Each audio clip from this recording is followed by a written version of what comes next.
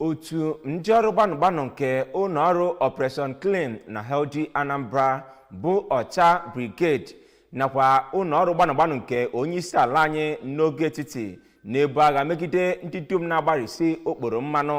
bụ nnọọ ndị nke gago n'ihu wee nwụchikọ mmadụ 7 ndị nke a na-enyo enyo na ha na-etinye aka n'ịdị na-arụpụta mmanya dịgasị iche iche na mpaghara Onowu Street dị na Oseba na-ere mmanya Tipet Filling Station dị n'okporo ụzọ awara ahụ si Enugu wee na-aga Ọnịcha na Ọnịcha. Ndị a bụ ndị ụlọ ọrụ ha bụ ndị nke a na-akpọ Aliban, ndị nke tinyere n'aka kpọmkwem wee na-arụpụta mmanya dịgasị iche iche bụ nke Adigboroja ya ma bụrụ mmanya nke ndị mmadụ magasị ama dịka Classic Heaven, Barom Devanes yana mmanya ndị ọzọ gụnyekwuziri Hennessy. Ka Chibụzọ Obidike kọchapụrụ gị akụkọ a.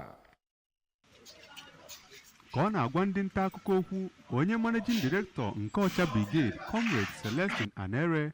kwuru na ndị ọrụ ya chọpụtara na ejirila ebe mbusa ngwaahịa ahụ wee mere ebe a na-emepụta ihe ọṅụṅụ adịgboroja dị iche iche na-ebusakwa ya n'ime ahịa. Onye coordinator nke Federal Government Nigerian Presidential Task Force Against Economic Sabotage and Oil Vandalism, Maazị Collins Enebeli, kwuru na ya bụ ọrụ gbanụgbanụ bụ ndị na-arụsi ọrụ ike iji hụ na ebelatara ihe ahụ na-emebigasị ọnọdụ akụnụba ma kọwaa na Anambra steeti so na otu n'ime steeti ndị ebe a na-emepụta akụrụngwa adịgboroja dị iche iche.